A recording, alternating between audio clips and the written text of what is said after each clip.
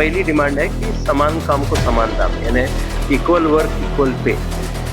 जो दिया नहीं जाता कानूनन देना चाहिए, उसकी लड़ाई शुरू की। जो शिवसेना और उनके यूनियन ने जो कामगार विरोधी काम गए काफ़ी सालों से किए हैं, जो निजीकरण लाया है, बाकी के कामगार विरोधी धोरण लाए हैं, काफ़ी अभी समस्याएं खत्म नहीं हुई हैं। आज ग्रेजुएटी रिटायर होने के 3-3 साल बाद भी ग्रेजुएटी कामगारों को नहीं मिल रही। हर पल की खबर मुंबई न्यूज पर। आज हम मौजूद है बेस्ट वर्कर्स यूनियंस के जो अध्यक्ष है शशांक राव जी। हाल ही में बीएसटी के चुनाव हुए जिसमें उनके लगभग 14 सीटों ने जीत हासिल कर ली।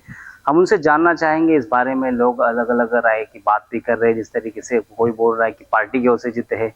इंडिपेंडेंट इनकी एक यूनियन है जिससे हम बात करेंगे हमारे साथ। स्वागत है सर आपका मुंबई न्यूज में। क्या कुछ कहेंगे जिस तरीके से लोग कह रहे हैं कि आप एक बीजेपी के सदस्य भी है, मेंबर पार्टी ऑफ, लेकिन यहाँ पे इंडिपेंडेंट आपकी जो यूनियन है वो उसके 14 सीट आए। ऐसा है कि ये इलेक्शंस बीएसटी के कोऑपरेटिव क्रेडिट सोसाइटी के हैं और हमारी जो यूनियन है वो 1946 की रजिस्ट्रेशन की यूनियन है, सबसे पुरानी है। और हर बार जब भी ये चुनाव होते हैं यूनियन इसमें लड़ती है। काफ़ी बार हमने ये सोसाइटी जीती भी है और इस बार भी हमने अपने यूनियन की तरफ से ये चुनाव लड़े। लगभग आपके 14 सीट आए हैं, उसके बारे में आप क्या कहेंगे?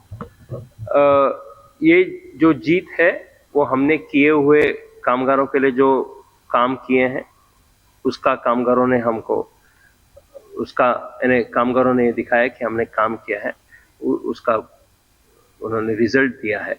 और दूसरा कि जो शिवसेना और उनके यूनियन ने जो कामगार विरोधी काम गए काफ़ी सालों से किए हैं, जो निजीकरण लाया है, बाकी के कामगार विरोधी धोरण लाए हैं, उसके खिलाफ का दिया हुआ ये वर्डिक्ट है।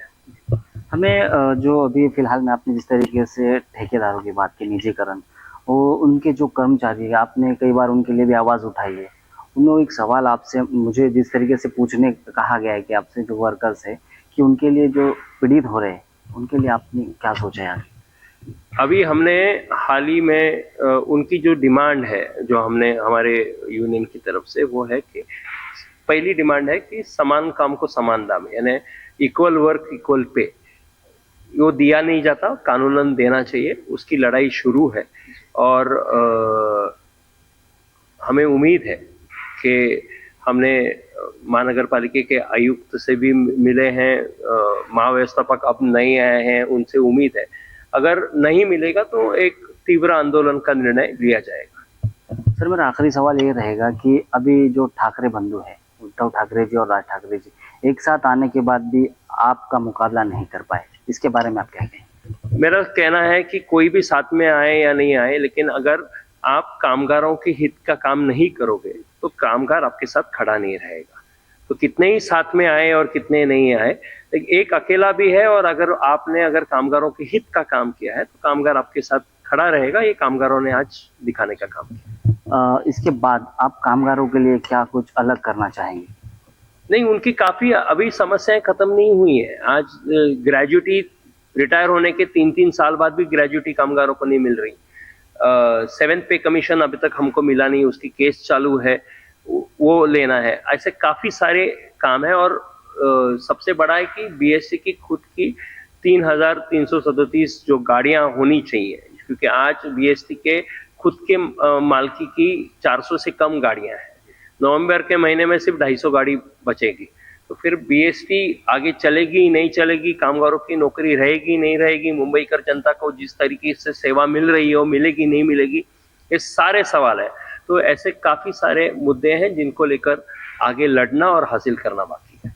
मेरा आखिरी और अहम सवाल था मुंबई करों का, जो बेस्ट के अभी फिलहाल में जब से निजीकरण हुआ है हादसे बहुत होते हैं, लोगों की काफ़ी जाने जा रही है, उसके बारे में आप जो ट्रेनिंग को लेकर क्या कहेंगे इस बात में? हमने बार बार उनको कहा है कि ट्रेनिंग हमने वो मुद्दा उठाने के बाद उन्होंने ट्रेनिंग शुरू की है, लेकिन फिर भी वो जो ट्रेनिंग है वो पूरे से नहीं है। वो सिर्फ 1 हफ्ते भर की ट्रेनिंग देते हैं मेरे ख्याल से, पहले तो सिर्फ 2 दिन की ट्रेनिंग देते थे।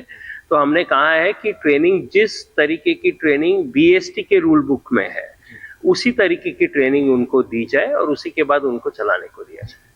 Thank you sir. हमारे साथ थे शशांक राव जी, जो आपको साफ तौर पे आपने सुना ही होगा, उनका ये कहना है कि हम हक के लिए, जो कामगार होते हैं उनके हक के लिए लड़ते हैं, लड़ते रहेंगे। इसी के मुद्दे पे जो लोग हैं, जो वर्कर्स हैं, उन्होंने हमें चुना है।